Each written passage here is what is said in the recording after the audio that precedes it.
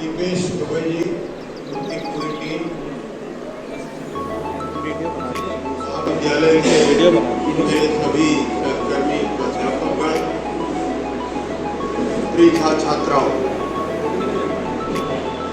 Youth peace foundation का programme आपने देखा और इसमें आपने प्रेम रावत जी का संदेश देखा। ये इंटरनेशनल पीस वीक ऐसा कुछ मनाया जा रहा है, उसी के अंतर्गत अंतर्राष्ट्रीय शांति सप्ताह के अंतर्गत ये कार्यक्रम आयोजित किया गया था। और जैसा मैंने देखा, जो वीडियो आपने देखा, उसमें जो कुछ भी आपने देखा उसको बहुत ध्यान से देखा। उसका प्रमाण ये है कि उसमें जो कुछ भी कहा गया था उसके बीच से पूछे गए प्रश्नों के उत्तर आपने दिए। ये जो फाउंडेशन की ओर से जो कोशिश की जा रही है यूथ को, युवा को जोड़ने की और उन तक शांति संदेश पहुंचाने की, ये जो इनका प्रयास है, मैं इसको बहुत ही प्रारंभिक और इनिशिएटिव लेवल का मान रहा हूँ। जो आज का प्रोग्राम हुआ, ये बहुत ही प्रारंभिक स्तर का कार्यक्रम है।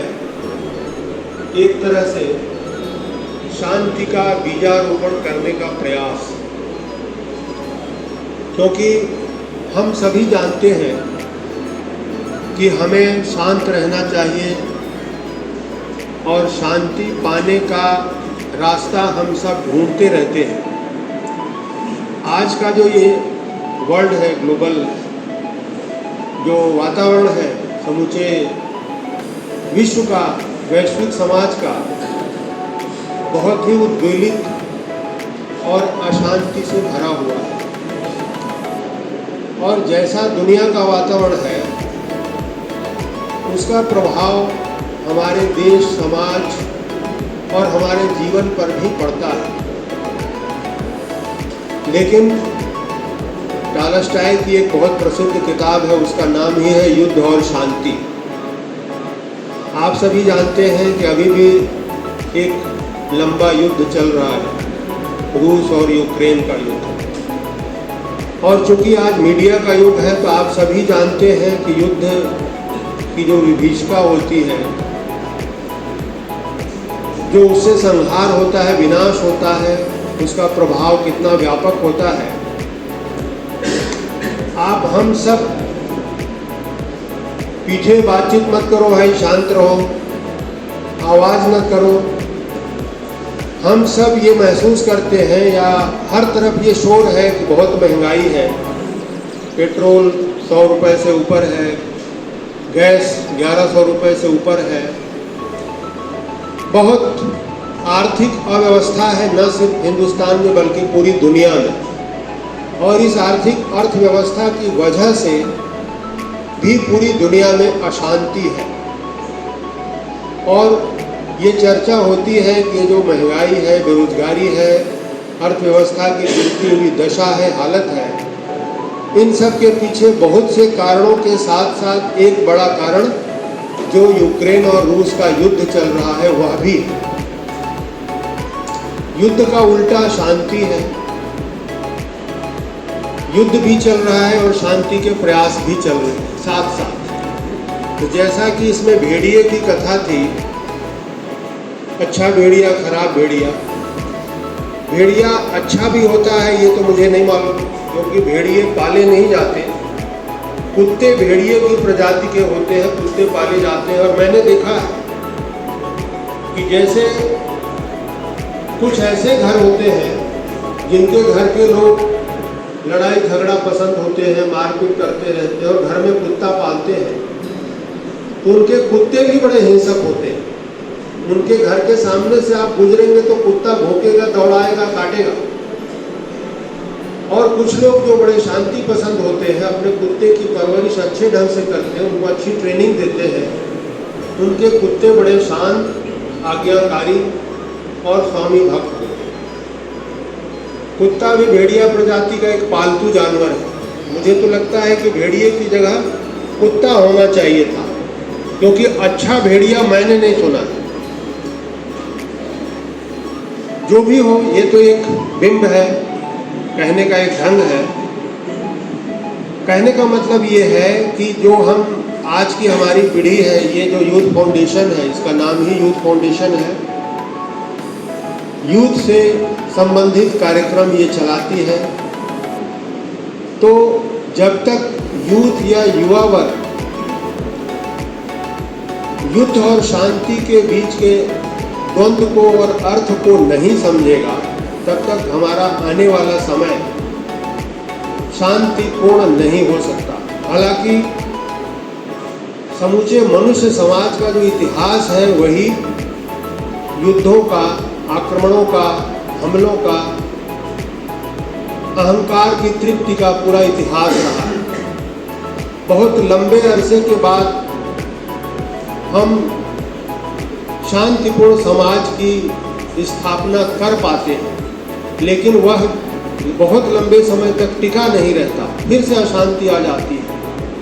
और आज की दुनिया में, दुनिया के किसी भी छोर में कोई घटना घटती है तो पहले का समाज और था, जब उसका प्रभाव सीमित भौगोलिक क्षेत्र तक रह जाता था।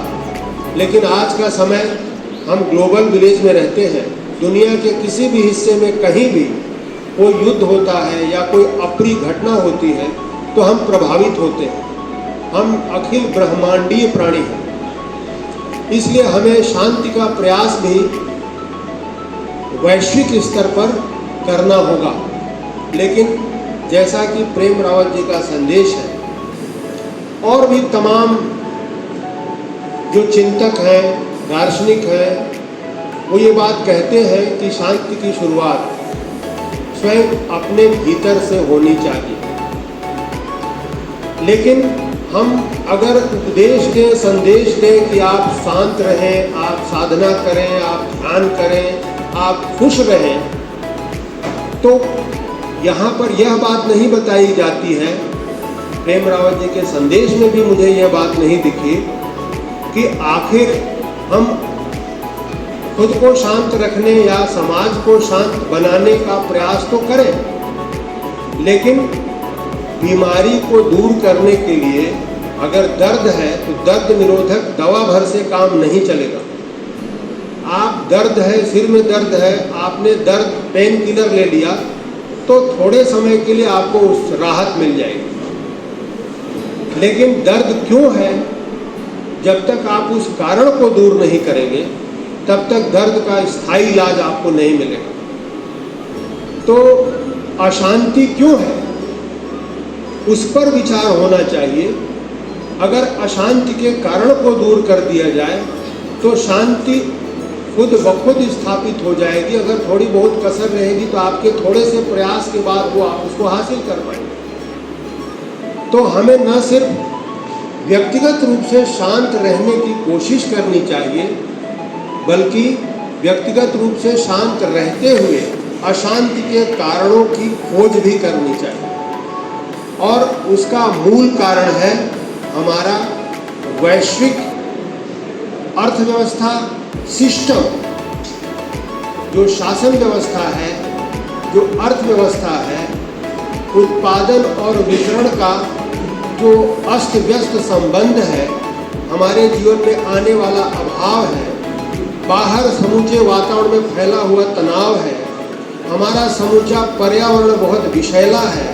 वह प्राकृतिक पर्यावरण ही नहीं बल्कि आर्थिक पर्यावरण, सामाजिक पर्यावरण, राजनीतिक पर्यावरण, पर्यावरण के तमाम अधिकांश जो आयाम हैं वो बहुत ही प्रदूषित है। और इस प्रदूषण को दूर करने के लिए हमें पहले तो सजग, सतर्क और जागृत होना पड़ेगा। अकेले घर में बैठ के शांत चित्त और ध्यान लगाने से आप खुद को शांत कर सकते हैं, लेकिन बाहर का कोलाहल आपको लंबे समय तक शांत नहीं रहने देगा। लेकिन जैसा उसमें एक वो था कि जो बाहर का क्राउड है उसके बीच आप शांत कैसे रहें, यह व्यक्तिगत साधना की बात है। आपने नाम सुना होगा गुलशन नंदा का। गुलशन नंदा का नाम सुना होगा आप लोगों ने। बहुत बड़े उपन्यास लेखक थे। उनकी लिखी किताबों पर बहुत सारी फिल्में बनी हैं। गुलशन नंदा जब नॉवेल लिखते थे तो एक फैक्ट्री में जहाँ मशीनों की बहुत तेज धड़ धड़ धड़ धड़ धड़ धड़ आवाज़ होती थी, वहीं बैठकर लिखते थे। वहाँ वो काम करते थे और वहीं पर बैठकर वो लिखा करते थे। उनको ऐसी आदत हो गई थी कि जब तक शोर शराबा और मशीनों की आवाज़ कोलाहल न हो तब तक वो लिख नहीं पाते थे। उनको उसकी आदत हो गई। तो ये जैसे हम कहते हैं कि वहाँ यहाँ शोर है, वहाँ बेचैनी है, यहाँ ऐसा है, वहाँ वैसा है, मैं खुद को शांत और एकाग्र कैसे करूँ? यह अभ्यास की बात है। लेकिन जो इसमें जो संदेश है वह आपके लिए व्यक्तिगत संदेश है कि आप खुद को शांत रखें और खुद को शांत रखने का आप अभ्यास करें। आप ध्यान लगाएं, आप पॉजिटिव सोचें, हमेशा सकारात्मक सोचें। गिलास खाली है न कहें, आधा गिलास भरा है कहें। जो कुछ भी आपके पास है,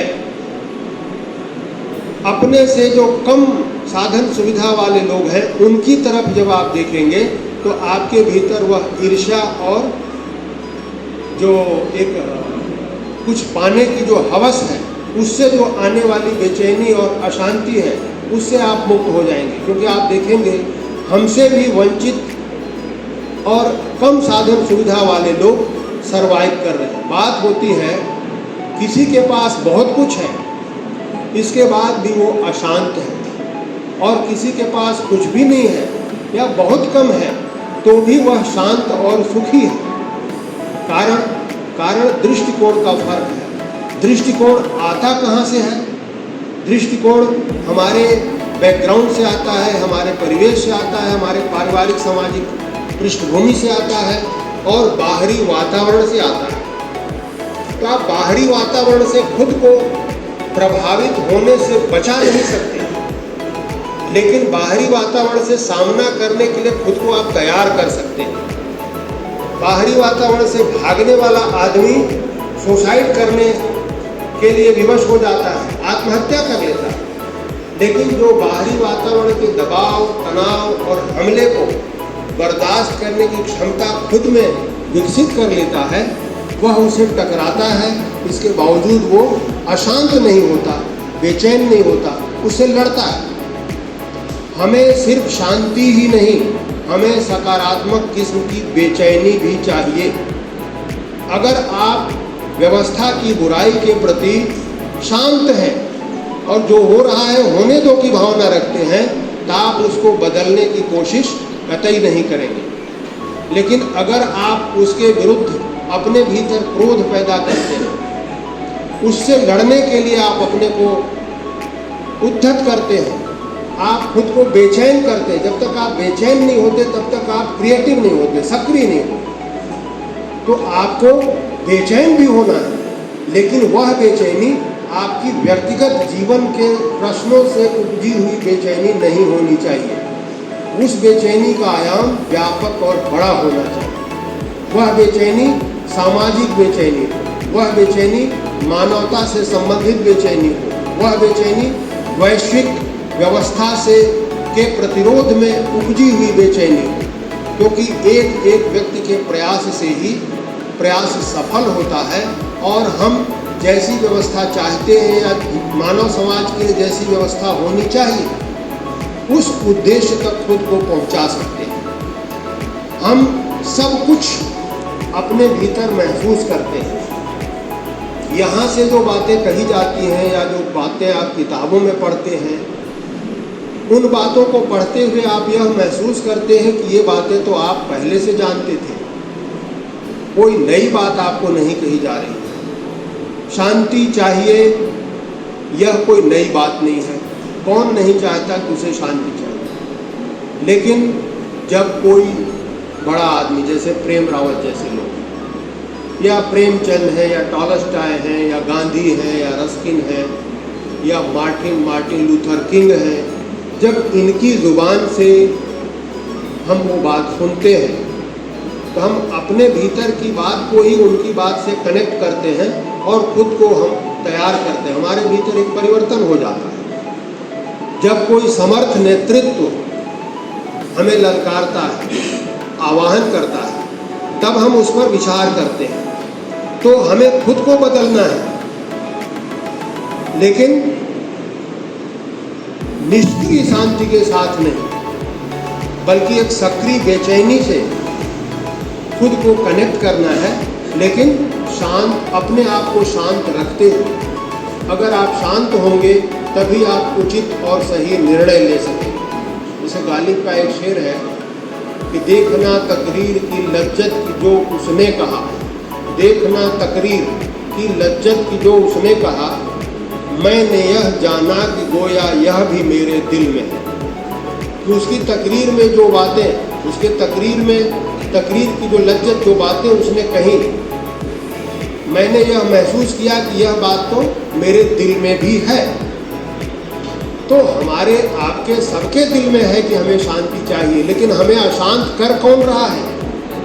जो हमें अशांत कर रहा है वह तो हमें अशांत देखकर खुश हो रहा है, बल्कि वह स्वयं ही एक भ्रमपूर्ण शांति फैलाने के लिए अपने दूत भी समाज में छोड़ देता है, अपने ही खिलाफ, ताकि वो सर्वे कर सके और अपने अशांति के प्रभाव को देख सके। तो जो खराब भेड़िया है, जो बुरा भेड़िया है, वो पूरे समाज में, पूरे देश में, पूरी दुनिया में दौड़ दौड़ कर वो शिकार कर रहा है, लेकिन हमारे सामने वो बहुत ही सभ्य भेड़िया के रूप में आता है। जैसे भेड़ियों की कहानी के बारे में कहा जाता है कि कोई छोटा बच्चा कोई जंगल में चला गया, भेड़ियों के साथ रहने लगा, तो वह भी भेड़ियों के जैसा ही हो गया और भेड़ियों की भाषा बोलने लगा, भेड़ियों को ही अपना माँ बाप समझने लगा।